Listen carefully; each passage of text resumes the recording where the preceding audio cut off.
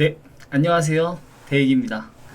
시청하시기 전에 구독과 좋아요 한 번씩만 부탁드리겠습니다. 네, 여러분 모두들 추석 잘 보내셨나요?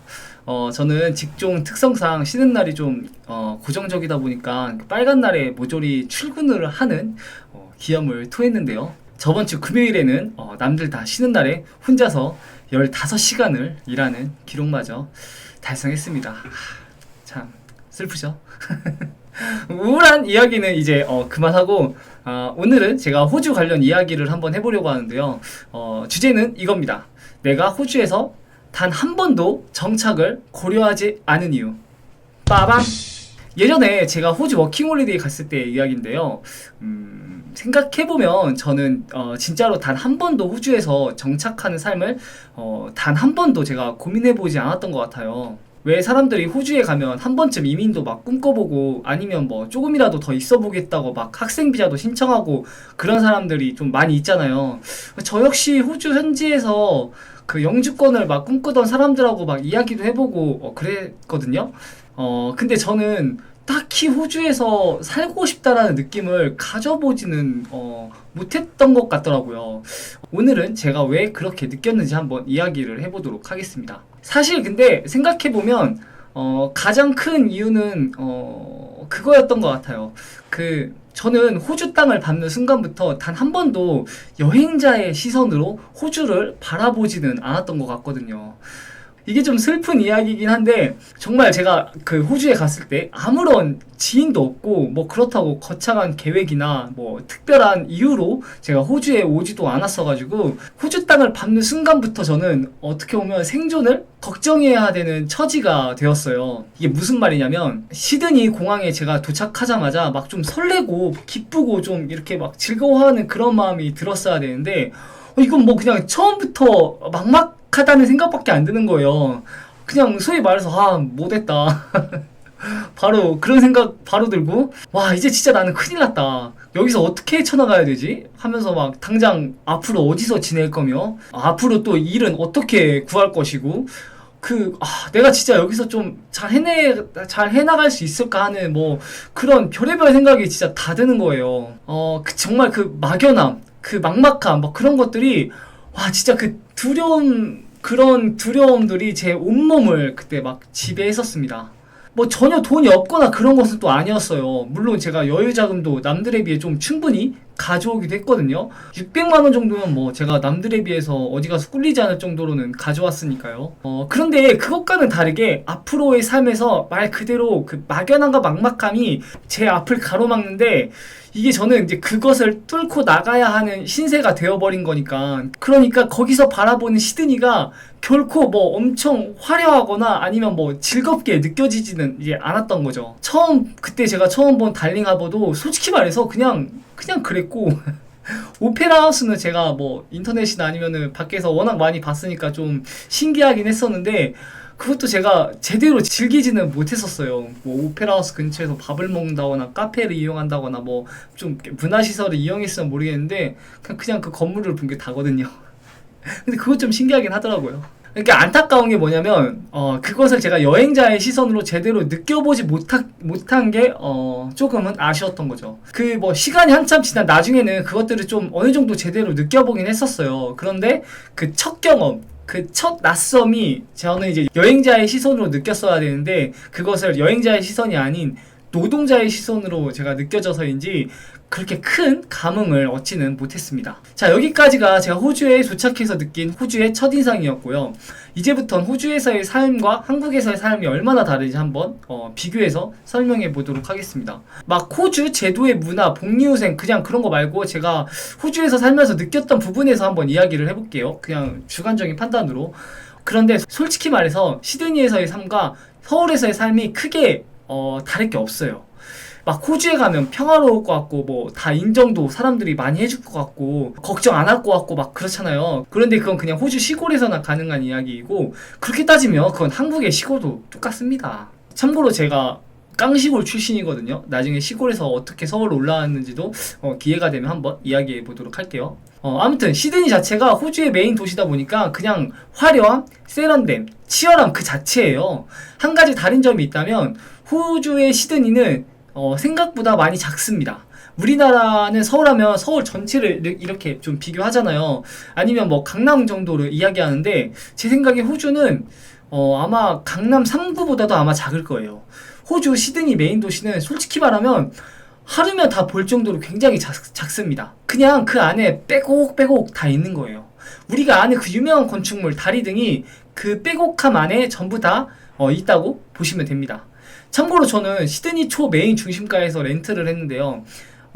서울로 치면 명동 한복판에서 자취를 했다고 보시면 돼요. 거기서 이제 게스트하우스에 전전거리면서 일자리 얻은 후에는 뭐 바로 방을 얻고 이렇게 한 거죠. 거기서 제가 본 사람들의 생활상은 어땠느냐, 뭐 이건 확실히 있었던 것 같아요. 뭐냐면 그러니까 뭐랄까 서울에 비해 훨씬 더 젊은 느낌이 들긴 했어요. 왜냐하면 호주는 진짜 워킹홀리데이의 천국이다 보니까 거기에 일자리는 솔직히 현지 사람의 일자리 아니면 전부 그냥 다 무슨 워홀족들의 일자리라고 보시면 됩니다.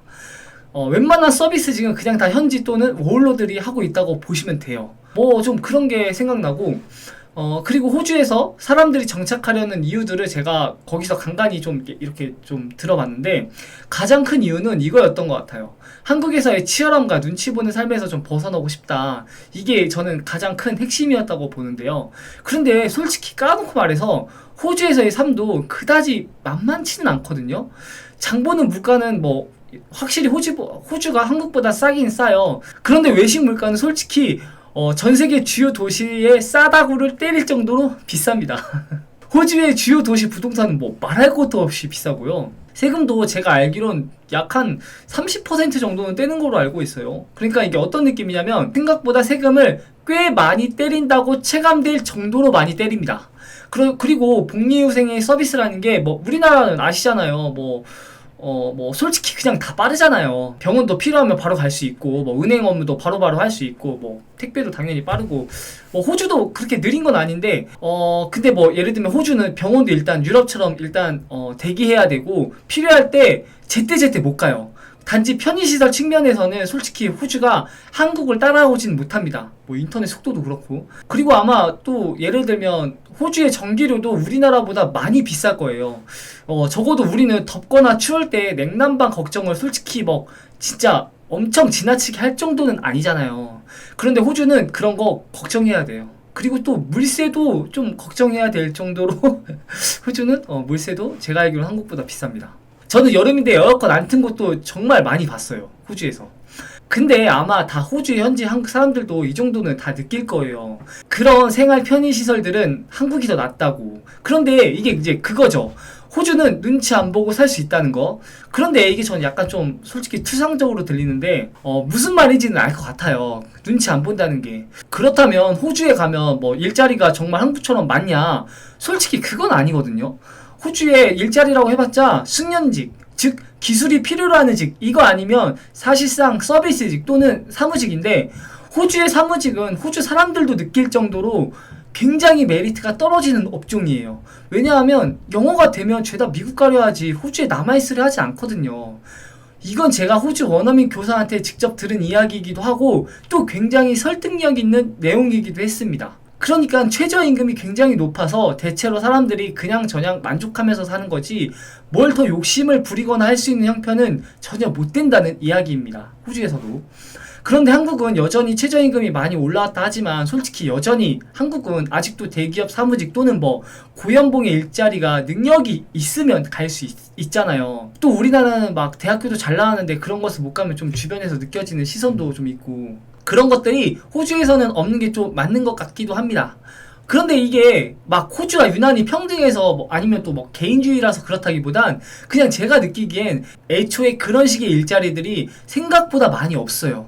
그러니까 사무직의 고용봉이라고 해봤자 능력 있는 목수가 훨씬 더 높은 임금을 챙겨간다는 뭐 그런 구조라는 겁니다.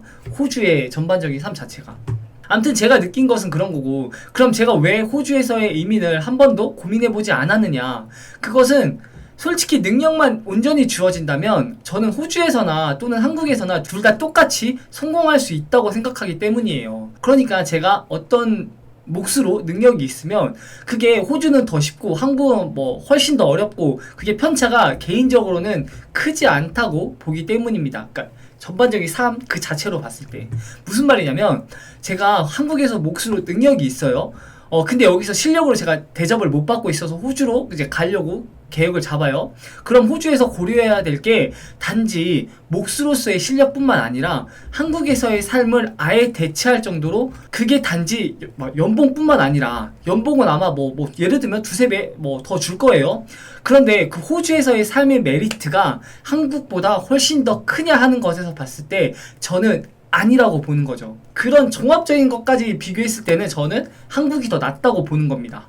쉽게 말하면 이거예요. 한국에서도 먹고 살기 힘들다고 느낀다면 호주에서도 똑같이 적응하기가 힘들다라고 저는 느끼는 겁니다.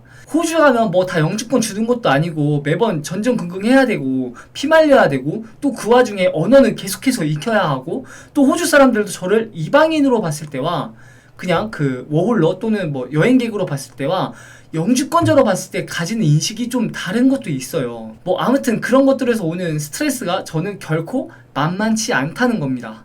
그래서 그런 것들을 이제 뭐 이것저것 비교해 봤을 때 제가 한국에서의 삶을 포기하고 호주로 넘어갈 정도로 호주의 삶이 저에게는 천국처럼 보이지는 않았다는 거죠. 그곳에서도 분명 치열함이 존재했고 단지 향수병이라고 치부하기에는 뭔가의 외로움도 있었고 정착하기에는 호주에서의 생활비용 자체가 결코 한국에 뒤지지 않는다라는 것도 많이 느꼈죠.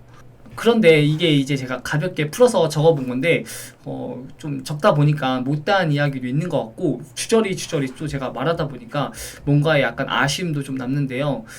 그런데 그냥 제가 이거를 또 막 영어 독서처럼 2탄으로 넘기기보단 적당히 또 다른 주제와 섞어서 같이 이야기해 보는 걸로 마무리를 지을게요. 제 MBTI 영상을 찍었다가 개처망해가지고 그렇게 이제 2탄 3탄으로 만드는 건 아닌 것 같아요. 아무튼 근데 호주 워홀 갈 때 너무 만만하게만 보지는 않았으면 좋겠어요.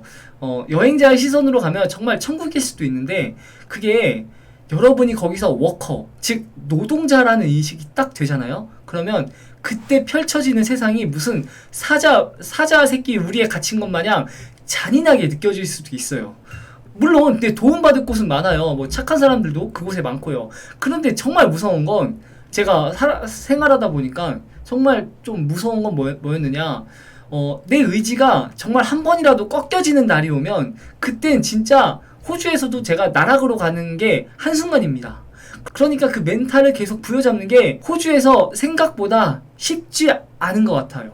저도 그나마 20대 후반이니까 그나마 저도 버텼다고 생각하는 거지 호주에서 망가지는 사람들도 굉장히 많거든요. 근데 걔네들이 정말 멘탈이 약해서 망가지는 게 저는 아니라고 봐요.